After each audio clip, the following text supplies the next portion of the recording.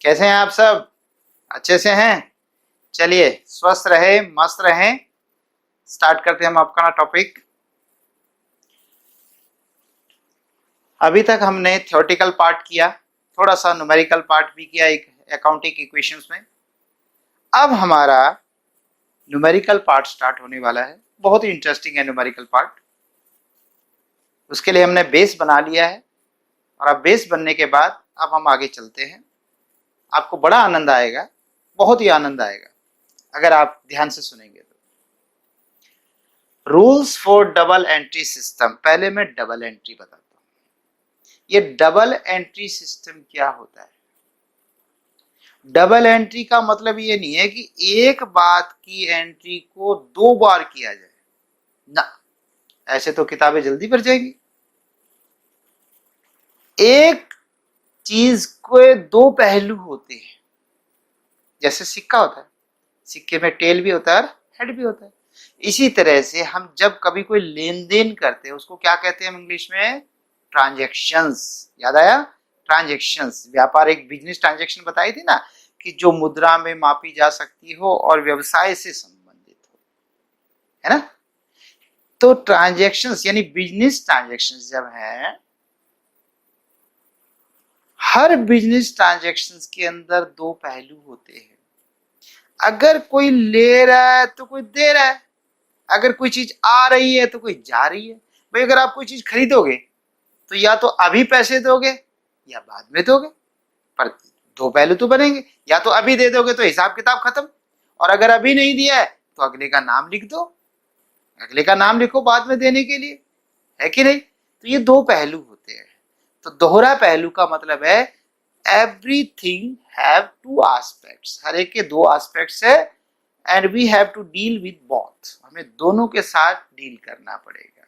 ठीक है बेटा, चले स्टार्ट करें।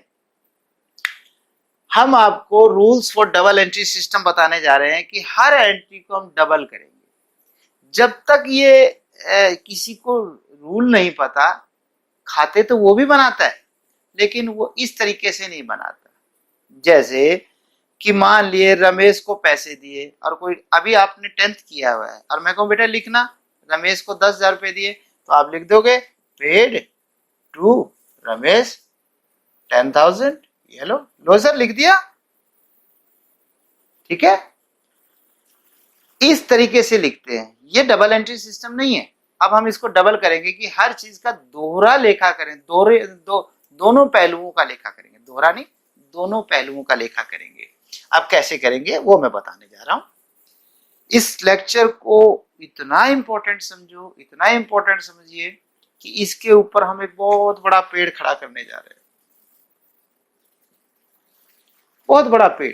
तो यहां से हमारा अब स्टार्टिंग हो रहा है कि जिस बच्चे को ये रूल्स आते हैं, रूल्स बताएंगे ना यहाँ पे रूल्स, तो जिस बच्चे को ये रूल्स आते हैं और वो क्लियर है कि हाँ ये रूल ऐसे होगा, ये इस पे लागू होगा, ये इस पे लागू होगा, वो बच्चा मार ही नहीं खा सकता। अक्सर बच्चे यही मार खाते हैं, अक्सर, कि सर मेरे को समझ में नहीं आ रहा, मैं तो कॉमर्स छोड़ूंगा, मुझे तो पल्ले नहीं पड़ता। उसका कारण यही होता है।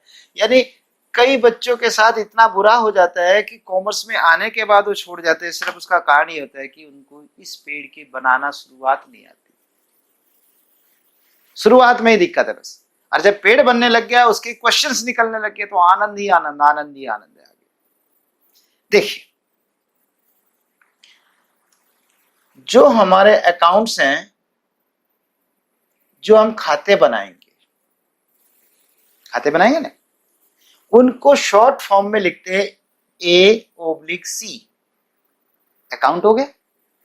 अगर एक से ज्यादा हो तो अकाउंट्स S लगा दो, अकाउंट्स हो गया। ठीक है बच्चे, जितने भी अकाउंट्स हैं, मान लीजिए एक टोकरी में, दिस इज बास्केट, एक टोकरी है और इसमें ये सारे अकाउंट्स, ये सारे कौन से है भाई? +1 की बुक्स में जितने अकाउंट्स हैं, +2 की बुक्स में, बीकॉम की बुक्स में, मैं कह रहा हूं सारी दुनिया के जितने अकाउंट्स हैं, सब हमने एक टोकरी में डाल दिए, सब एक टोकरी में डाल दिए। ठीक है, ओके। कोई भार नहीं है, एक भी अकाउंट भार। चलिए, इन सब अकाउंट्स को हम दो भागों में बांटेंगे। पहला है पर्सनल अकाउंट्स। पर्सनल अकाउंट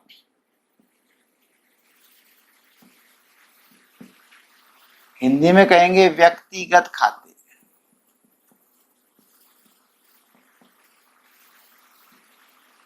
व्यक्तिगत खाते,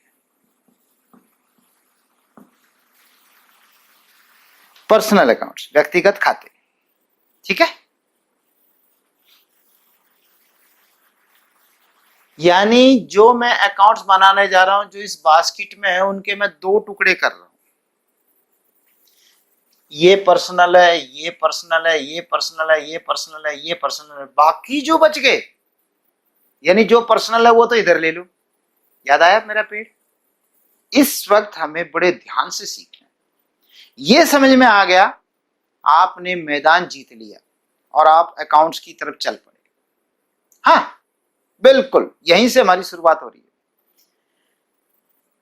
तो अकाउंट्स के बारे में बता रहा हूं कि जितने भी खाते हैं, जो भी लेन देन हुआ है, वो या तो पर्सनल है या इम्पर्सनल है। इम्पर्सनल अकाउंट्स, अव्यक्तिगत खाते, अव्यक्तिगत खाते। क्या कहा है मैंने? या तो व्यक्तिगत खाते हैं या अव्यक्तिगत खाते, या तो पर्सनल अकाउंट्स हैं या इम्पर्सनल अकाउंट्स। कौन से? इसमें जितने भी खाते, ठीक है। व्यक्तिगत खाते किसे कहते हैं? Accounts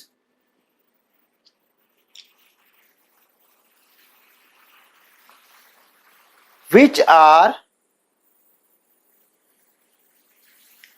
accounts which are in the name of a person, company, institution,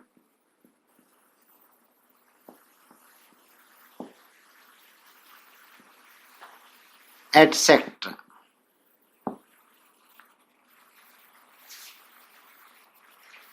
वे खाते जो किसी व्यक्ति,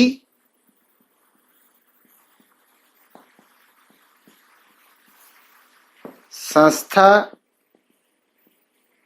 व्यक्ति, कंपनी, संस्था आदि के नाम से।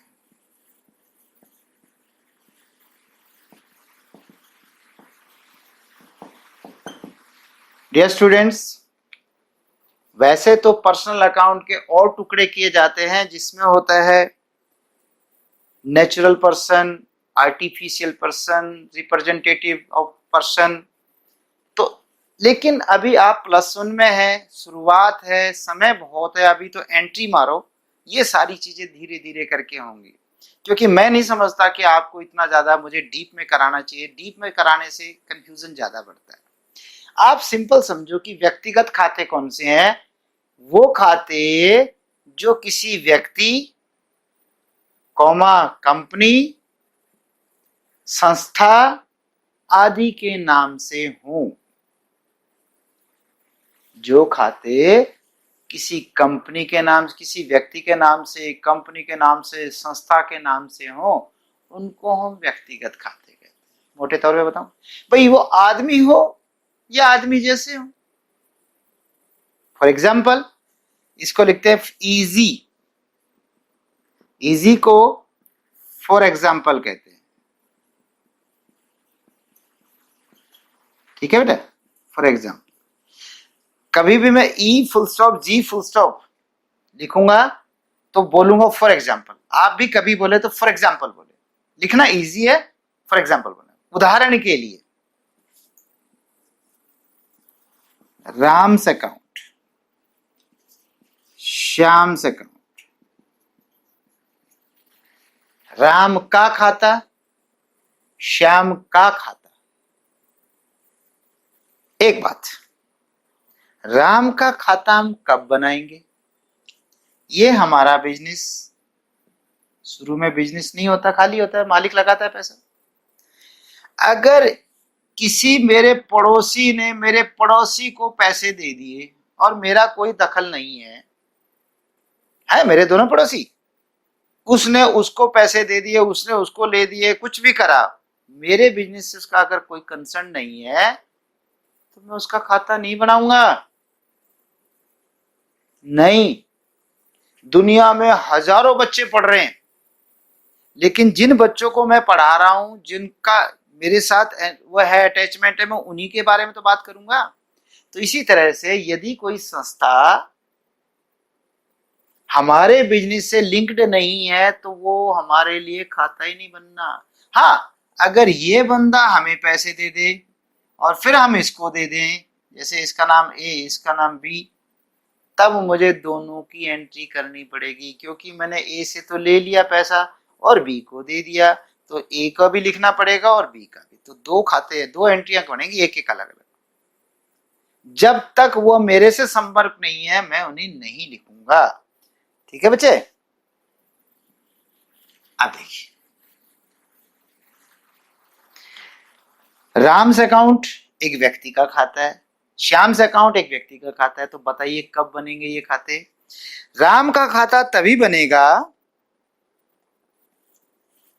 जब हम राम से कुछ लेंगे या कुछ देंगे, या तो पैसे देंगे या पैसे लेंगे, या माल देंगे या माल लेंगे, या काम करवाएंगे उससे तब पैसे देंगे, या हम उसका कोई काम करेंगे तब हम पैसे लेंगे। मतलब राम के साथ हमारा कुछ ना कुछ ट्रांजैक्शन हुआ है। इसी तरह श्याम का खाता भी तभी लिखेंगे। और अगर राम के साथ कुछ नहीं हुआ तो नहीं लिखना। कहीं आपको यार खाली बैठा हूं लिख देना राम को। और ये भी याद है, एक बार ट्रांजैक्शन हुई तो दो बार थोड़ा लिखोगे कि खाली बैठे एक बार और लिख देते हैं ना भाई, गलत हो जाएंगे खाते। तो Ram's account personal account, Shyam's account personal account. इसी में आप कैपिटल अकाउंट लिख सकते हैं। पूंजी खाता, पूंजी बताया था, मालिक द्वारा व्यवसाय में लगाया गया धन। मालिक द्वारा व्यवसाय में लगाया गया धन, में रुपए नहीं कह रहा, रुपए भी और रुपए जैसी कोई चीज अगर मालिक लगाता तो उसको कहते हैं कैपिटल। ये भी पर्सनल है। उसके बाद है drawings account. Drawings account, drawing को हिंदी में क्या कहते हैं? आहरण, आहरण खाता। और ये ऊपर वाला क्या था?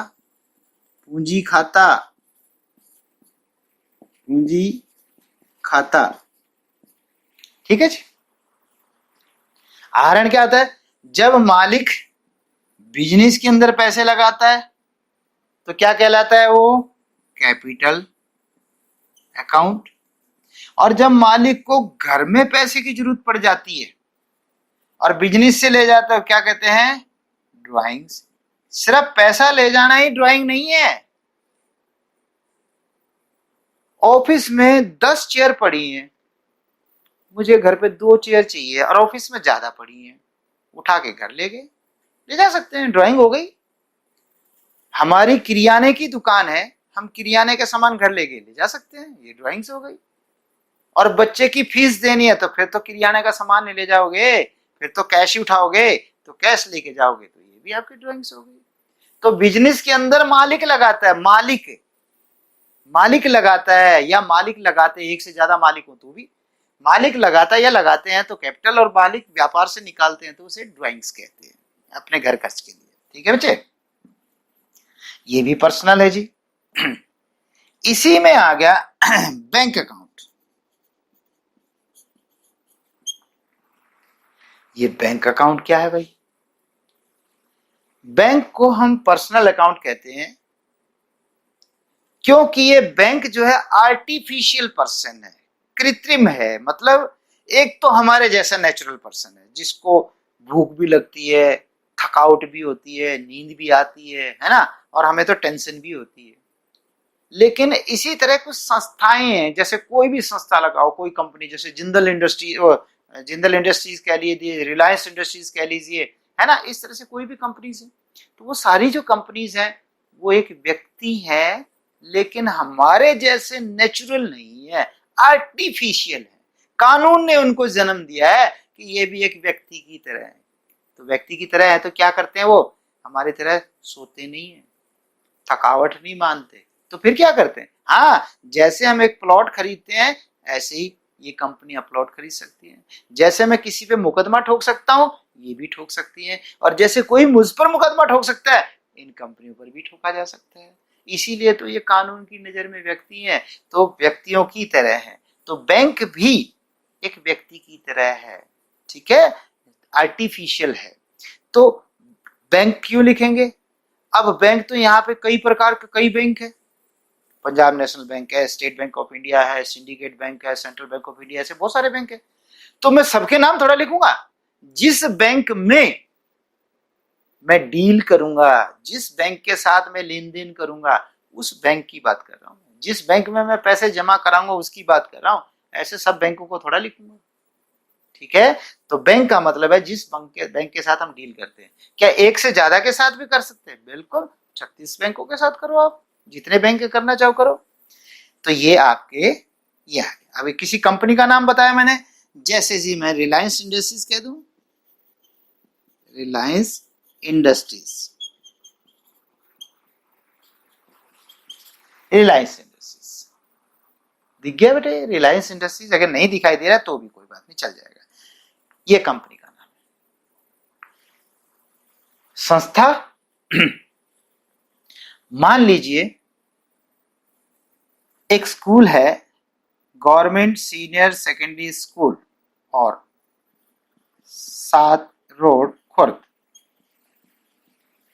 ये लीजिए हिस्सा, एक स्कूल का नाम, गवर्नमेंट सीनियर सेकेंडरी स्कूल खादर। ये कब बनेगा भाई, बैठे बैठे नहीं, जब हम इस स्कूल के साथ कुछ लेन देन करेंगे, जो हमारा बिजनेस है, वो बिजनेस बाय द वे इस स्कूल को कोई फर्नीचर बेचता हो, कोई बोर्ड बेचता हो, कोई सामान बेचता हो, या इनसे कुछ लेता हो, बेचना बेचना नहीं है, जब इनके साथ कोई लेन देन करेगा तब ये खाता बनेगा। ये भी एक इसी तरह से माना जाएगा, क्योंकि नाम है किसी का, एक स्कूल का नाम है, एक संस्था का नाम है, किसी फर्म का नाम हो सकता है। तो इस तरीके से बेटे हम इनको पर्सनल अकाउंट कहते हैं। क्लियर हुआ बच्चे, मैं बड़े स्लो पढ़ा रहा हूं, लेकिन क्योंकि ये पेड़ बनाना है तो पेड़ तो एकदम नहीं बनता भाई।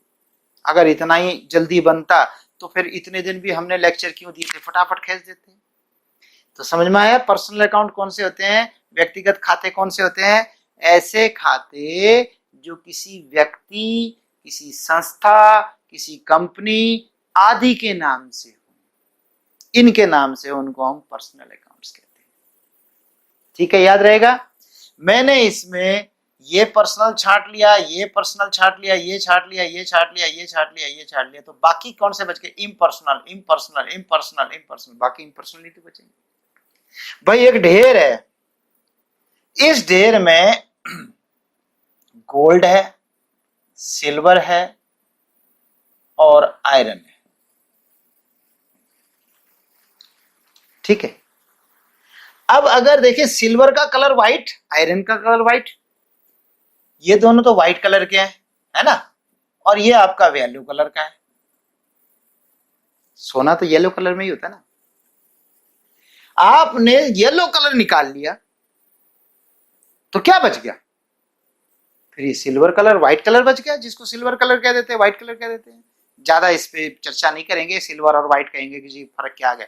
मोटी बात, दोनों चमकीले सफेद से हो गए, वो पीला रंग है, पीले रंग से अलग सफेद। अब हम करेंगे, पहले हमने गोल्ड छांट लिया तो बाकी बच गया सफेद रंग, व्हाइट रंग का, यानी पर्सनल अकाउंट छट गए तो क्या बच गए, इम्पर्सनल। अब इम्पर्सनल के भी आगे 2 हिस्से हो जाते हैं बेटे, इम्पर्सनल के भी दो हिस्से होंगे, एक होगा रियल अकाउंट्स, वास्तविक खाते,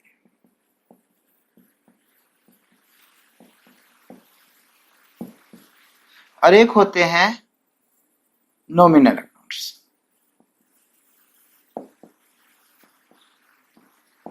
नाम मात्र खाते, वास्तविक खाते और नाम मात्र खाते, ठीक है। यानी अव्यक्तिगत कौन से हो गए? व्यक्तिगत, अव्यक्तिगत। जो व्यक्तिगत नहीं हुआ है व्यक्तिगत है, जो अव्यक्तिगत नहीं हुआ व्यक्तिगत है। पहले ये छाट लिया। जितनी सही छटनी करोगे तुम्हारे क्वेश्चंस यूं निकलेंगे चुटकियों। और भाई उल्टा सुल्टा कर दिया, 10 आइटम थी पर्सनल, आपने 9 ही निकाली या 11 निकाल दी, तो बेटा जब गलती करोगे तो फिर गलती होगा, ठीक है ना। तो रियल अकाउंट कौन से होते हैं? यानी अव्यक्तिगत खाते होंगे, रियल, पर्सनल नहीं। रियल कौन से होते हैं? Accounts of all the things which can be measured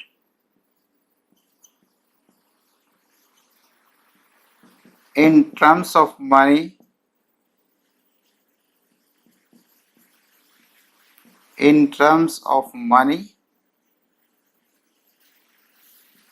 and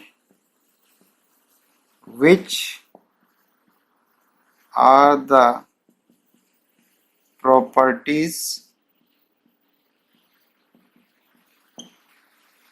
of business.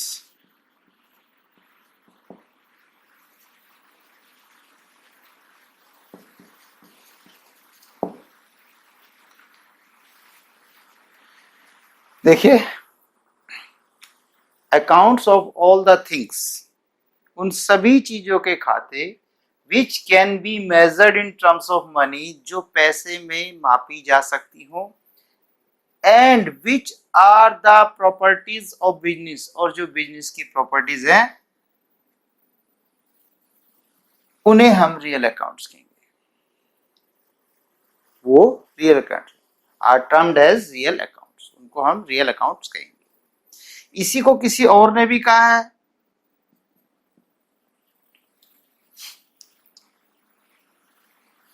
all assets, all tangible and intangible assets relate to business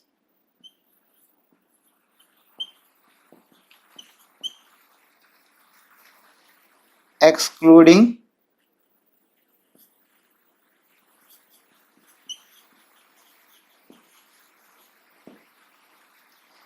debtors,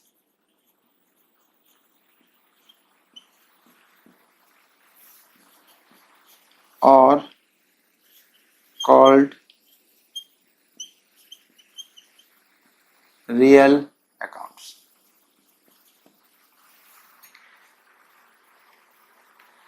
कुछ नहीं है, एक ही मतलब है। Accounts of all the things, उन सभी चीजों के खाते जिनको हम पैसे में माप सकते हैं। और साथ में कहा गया है कि जो संस्था की प्रॉपर्टी होना चाहिए, प्रॉपर्टी, ये प्रॉपर्टी बहुत जरूरी है सोचने का। आपने बिजनेस स्टार्ट किया, पैसा कम था, आपने शुरू में एक बिल्डिंग किराए पे ले ली, तो बिल्डिंग को पैसे में माप सकते हैं कि नहीं? बिल्कुल। कौन सी बिल्डिंग को नाप सकते हैं? जो मेरी अपनी है या जो किसी किराए की है? सबको नाप सकते हैं किराए में, उसको पैसे में तो मापना है, माप सकते हैं।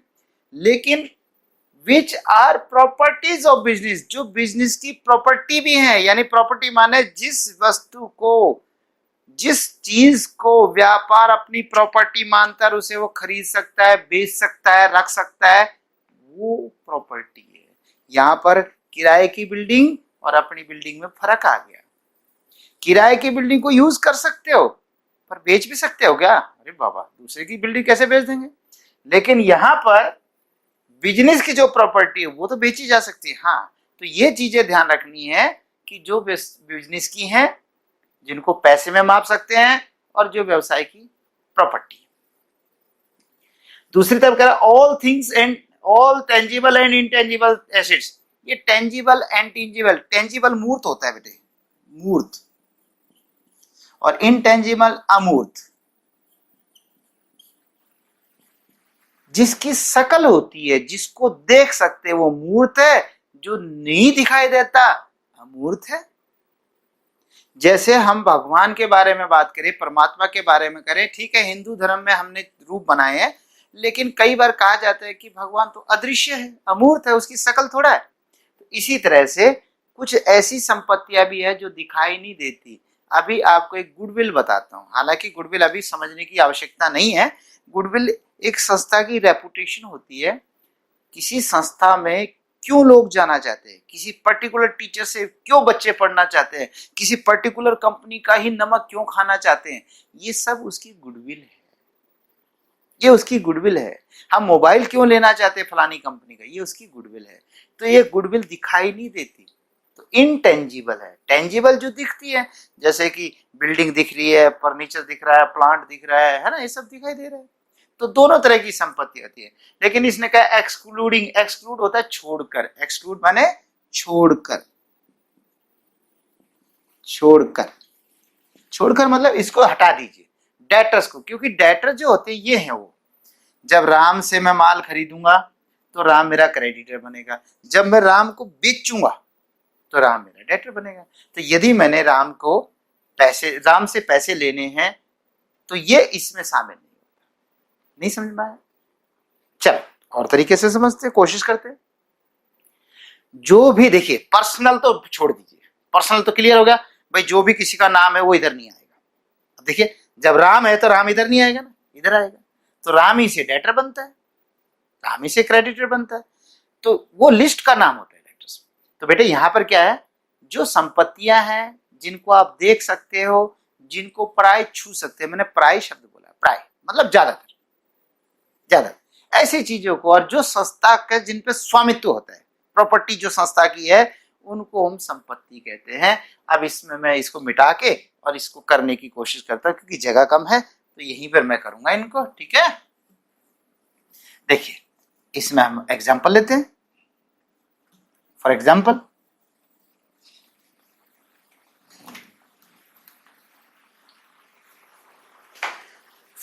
है cash, cash, cash account. Cash account क्या है? कैश अकाउंट बताता है हमारे पास एक निश्चित समय के बाद, यानी जब भी चेक करना, उस वक्त एक पर्टिकुलर टाइम पर कितना हमारे पास कैश, ये कैश अकाउंट बताएगा। कैश अकाउंट बताएगा कहां से कैश आया, कहां से गया, ये सब बताएगा। ये सब बताएगा, दोनों काम बताएगा, आया कहां से, गया कहां से, और कितना शुरू में था, कितना आखिरी में, यानी कैश आज मेरे पास कितना, ये बताएगा। दूसरा है लैंड एंड बिल्डिंग अकाउंट।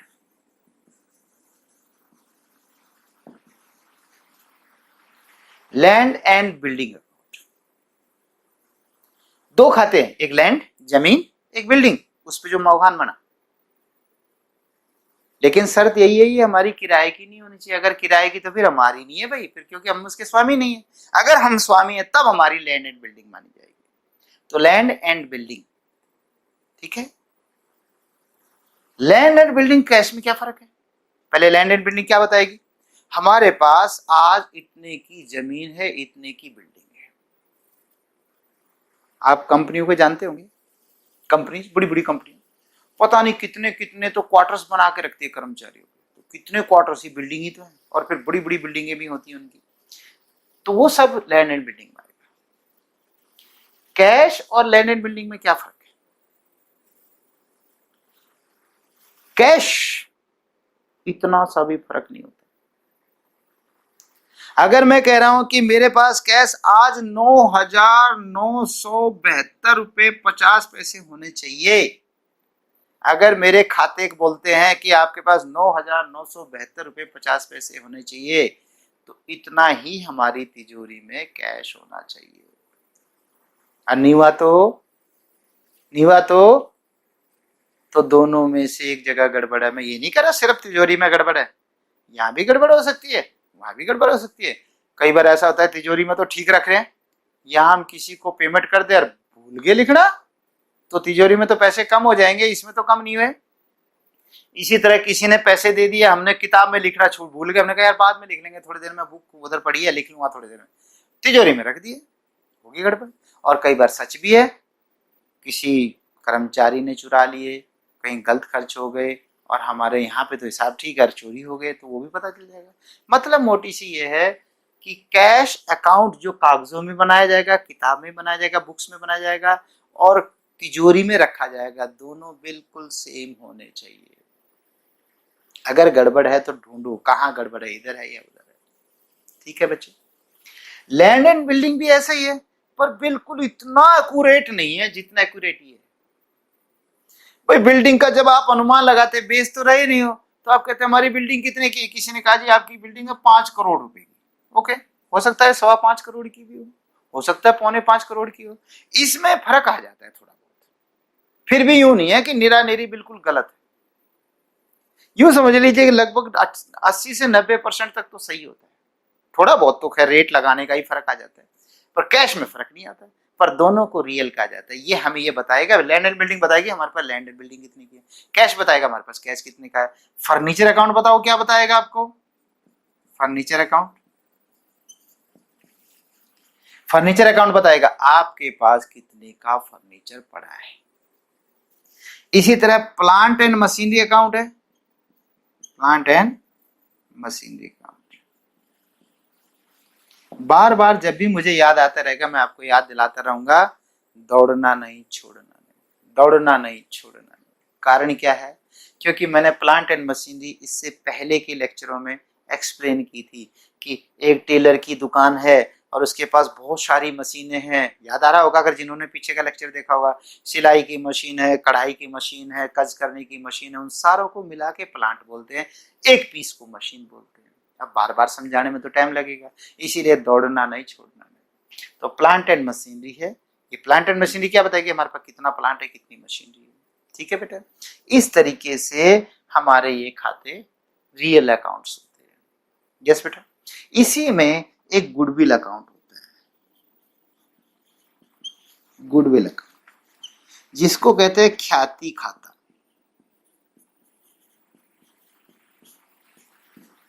ख्याति खाता, goodwill is a reputation, it is a reputation, it is a reputation of a business।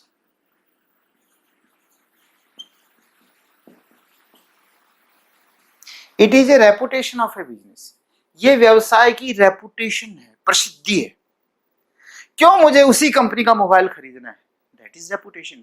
और ये कैसे बनता है, बार बार जब बहुत जगह बोर्ड लगाते हैं, बहुत जगह प्रोग्राम कराते हैं, फलानी सीरीज और फलाना सीरीज जो करवाते हैं वो इसीलिए तो करवाते हैं ताकि लोगों की जबान पे रट जाए।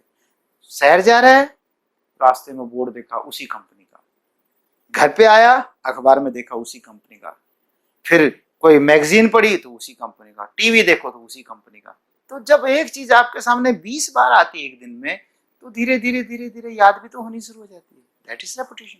और वैसे भी भाई मुझे फलाने मतलब ट्यूशन पढ़ना था, किससे पढ़ूं, भाई आप ऐसा करो शहर में उस कोने में जाओ, वो बहुत अच्छे टीचर है, दैट इज रेपुटेशन। टीचर बहुत सारे, लेकिन कौन सा टीचर से पढ़ना है वो रेपुटेशन है ना। मुझे स्कूल में एडमिशन लेना है, कौन सा में लूं, भाई आप ऐसा कीजिए वो वहां वाले स्कूल में लो, रेपुटेशन। नहीं तो यूं क्यों नहीं कहते थे इसी में ले लो, तो रेपुटेशन है तो बिजनेस की गुडविल। और ये मैंने बताया था अभी थोड़ी देर पहले बताया था, इंटेंजिबल है, दिखाई नहीं देती, पर बहुत बड़ी चीज है, बहुत बड़ी संपत्ति है। ठीक है बच्चे, तो ये हो गया आपका रियल अकाउंट्स। ओके, इसी में अभी स्टॉक को भी रखूंगा मैं, लेकिन थोड़ा सा लेट करके। अब है नाम मात्र खाते। नाम मात्र खाते कैसे कौन से होते हैं? Accounts which relates to income or expenses, expense account। वो खाते जिनसे या तो लाभ होता है या हानि होती है, जो रिलेट करते हैं इनकम या एक्सपेंसेस से, उन खातों को हम नाम मात्र कहते हैं। हिंदी में नाम मात्र बोलते हैं। ये नाम मात्र क्या होता है? मेरा एक मित्र आया कई सालों बाद, बचपन में, कोई 25-30 साल पहले का वो दोस्त था। एक दिन उसे पता चला कि रावत साहब यहीं रहते हैं, यहीं पड़ोस में रहते हैं। उसने कहा यार मैं हिसार आया हूं तो क्यों नहीं मैं रावत साहब से मिलके चला जाऊं। मेरे पास आया, आते बोला सर कैसे हो, और बचपन की बातें याद दिलाई। कहता अच्छा मैं चलता हूँ। अरे यार कहाँ चले, बैठो ना गपशप मारेंगे। नहीं सर भाई इतना ही टाइम था, बस मेरा मन करा मैंने आपसे मिल लिया। अरे क्या आए आप, आए भी और नहीं भी आए, ऐसा भी नहीं कहता नहीं आए और ऐसा भी नहीं कहता आए हो तो आराम से बैठ के बातें करते ना जी, कुछ नहीं, पर नाम मात्र का आना हुआ। इसी तरह से नाम मात्र जो असल में सिर्फ या तो लाभ हानि है, खाते वास्तव में ऐसे नहीं है, लेकिन वो नाम के हैं तो उनको हम या तो लाभ, उससे लाभ होता है या उससे हानि होती है, इस तरह से वो रियल नहीं होते। मैंने एक एग्जांपल शुरू किया था ना, येलो और व्हाइट कलर में। अब देखिए पहले हमने येलो छांटने के बाद अब हम छांट रहे हैं दो व्हाइट में से सिल्वर छांट लो, तो ये सिल्वर हो गया, और जब सिल्वर छांट लिया तो अपने आप ही आयरन बच गया। ऐसे करके कि सारे खातों में से पहले पर्सनल छांट लो, फिर इम्पर्सनल बच गए, इम्पर्सनल में से रियल छांट लो, रियल छांट ले तो नॉमिनल बच गए। अगर आपने ये छटनी सही कर दी तो आपकी मुट्ठी में है टॉपिक। वो कहते हैं ना धीरू भाई अंबानी ने क्या कहा, कर लो दुनिया मुट्ठी में, या मैं कह रहा हूं कर लो अकाउंट्स को मुट्ठी में। बस इन रूल्स को याद करना, घोट दो इन रूल्स को, अच्छे से याद कर लीजिए बस। तो नॉमिनल अकाउंट्स में फॉर एग्जांपल कौन से होंगे, जैसे कि आपका होता है ट्रेडिंग अकाउंट, और दूसरा होता है प्रॉफिट एंड लॉस अकाउंट। ये दोनों अकाउंट काफी दिनों के बाद हम चर्चा करेंगे इसके बारे में। ट्रेडिंग और प्रॉफिट एंड लॉस अकाउंट ये दोनों लाभ हानि से संबंधित है, लेकिन फिलहाल कुछ समझाने की जरूरत नहीं है, बस इतना याद रख लो, trading account, profit and loss. जब हम फाइनल अकाउंट्स करेंगे फिर वहां पर चर्चा करेंगे इसकी, ठीक है बच्चे। और देखिए जैसे वेजेस अकाउंट, मजदूरी खाता, वेजेस मतलब मजदूरी,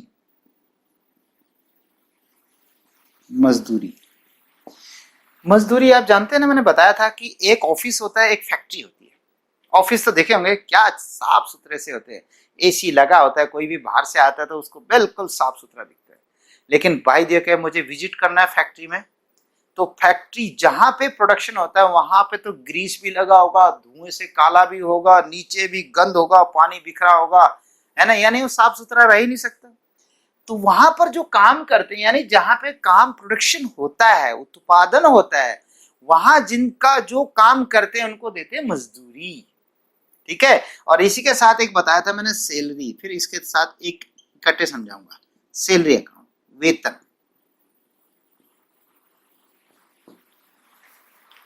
तो जो मजदूरी देते हैं वो खर्चा है, तो देखिए जिनसे इनकम हो या खर्चा हो। सैलरी देते हैं, सैलरी देते हैं ऑफिस वालों को, ऑफिस वालों को, ऑफिस में जो काम करते हैं क्लर्क वगैरह, तो उनको सैलरी देते हैं, वो भी खर्चा है। हालांकि बाद में बताऊंगा खर्चे की डायरेक्ट इनडायरेक्ट, अभी कुछ समझने की जरूरत नहीं है। फिलहाल मोटे तौर पे मजदूरी भी खर्चा है, सैलरी भी खर्चा है। तो क्या खर्चे खर्चे हैं? हाँ, रेंट, ये बताइए क्या है? अरे भाई रेंट दिया जाता है कि लिया जाता है? बताओ बताओ बताओ, रेंट देते हैं कि लेते हैं?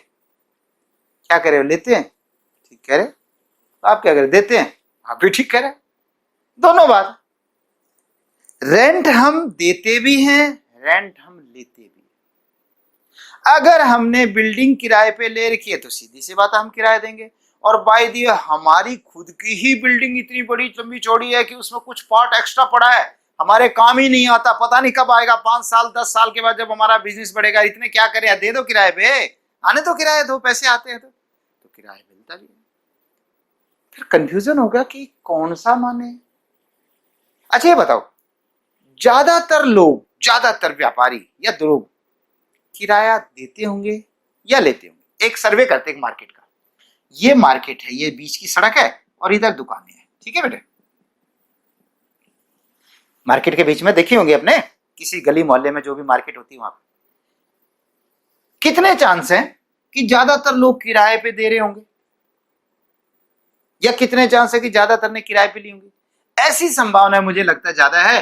एक ही आदमी का प्लॉट हो, उसकी 1 नंबर 2 नंबर 3 नंबर 4 दुकानें हो, और उसने 4 में से एक तो खुद रख ली और बाकी रेंट पे चढ़ा दी, ऑन रेंट, बाकी ऑन रेंट चढ़ा। ऐसा संभव है? हाँ बिल्कुल है। और कुछ ऐसे जो सिर्फ अपनी दुकान रखे बैठे, ठीक है।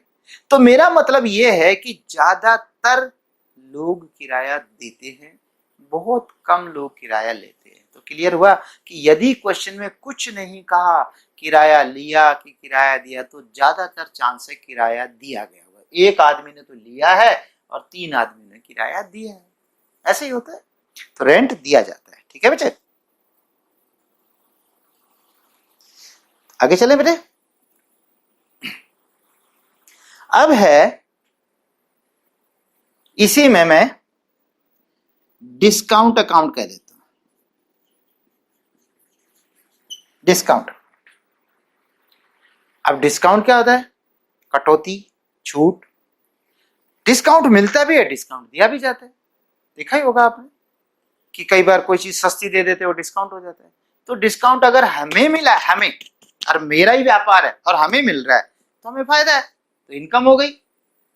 और बाय द डिस्काउंट हमें देना पड़ रहा है क्योंकि पड़ोसी हमसे सस्ती दे रहा है, तो हम कैसे कंपीट करेंगे? तो हमने कहा चलो हम भी सस्ती दे देते हैं, तो हम डिस्काउंट दे रहे हैं, तो हमारे लिए लॉस, एक्सपेंसेस हो गए, इस तरीके से। ठीक है बेटा। इसी में एक नाम जगह कम पड़ गई, कहां पे लिखूं? यहां पे लिख दो बेटे, bad debts. Bad debts account, bad debts account, नाम दिख रहा है, BAD, bad, DEBTS, debts, bad debts account. इसको हिंदी में कहते हैं डूबत खाता। डूबत खाता, ये क्या होता है भाई? देखिए, हमने A को बेचा, B को बेचा, C को बेचा, D को बेचा और E को बेचा। हमने सबको माल बेचा उधार, ठीक है। क्यों बेचा उधार? क्योंकि इनके पास पैसे नहीं थे, और बिजनेस में तो करना पड़ता उधार भी। ओके, सबको हमने उधार माल बेचा, बहुतों को, कुछ को नगद, बाकियों को उधार। क्या गारंटी है कि सबके सब पैसा दे देंगे? है गारंटी? क्या कहते हो? कोई तो मरेगा। अगर ये 5 आदमी, फिर नहीं भाई, अगर ये 500 हो, 5,000 आदमी हो, तो किसी के तो मरने की संभावना है ना? किसी के तो भागने की संभावना है कि नहीं? किसी की नीयत में फर्क आने की संभावना है, और हो सकता है किसी को बाद में वो जो चीज मैंने दी थी उधार, और वो बाद में निकल आए खराब या घटिया या क्वालिटी डाउन। अगला कहता मैं तो नहीं देता इतने। तो क्या कहते हो, अगर मैं ऐसे करके 500 आदमी मान लूं और इनसे मुझे 5 लाख रुपए लेने हैं, मतलब किसी से 2,000 है, किसी से 1,000 है, किसी से कुछ है, किसी से 500, ऐसे करके कुल मिला के 5 लाख लेने हैं, आप क्या कहते हो, पूरा पैसा आ जाएगा? नहीं आएगा ना, नहीं आएगा ना। अच्छा, ये मेरा एक साल है, मैंने यहां बेचा, यहां बेचा, यहां बेचा, चलो आखिरी में भी यहां साल के बाद भी वैसे तो मैंने बेचा 7 लाख रुपए का माल, और 2 लाख रुपए तो कैश आ ही गया, मतलब बीच में जैसे किसी ने यहां था यहां दे दिया, यहां था यहां दे दिया, लेकिन अब भी 5 लाख रुपए आना बाकी है। ठीक है, 5 लाख रह गए। अगले साल वेट करा, अगले साल ये तो 5 लाख थे, फिर इसमें से 4 लाख रुपए आ गए, 1 लाख नहीं आया, उसको आगे ले चले, 1 लाख और ले चले। अगले साल 1 लाख रुपए और ऐसे हो गए, ना आने वाले 2 हो गए, ओके, चलते रहोगे, अगले साल एक और हो गए, उससे अगले साल।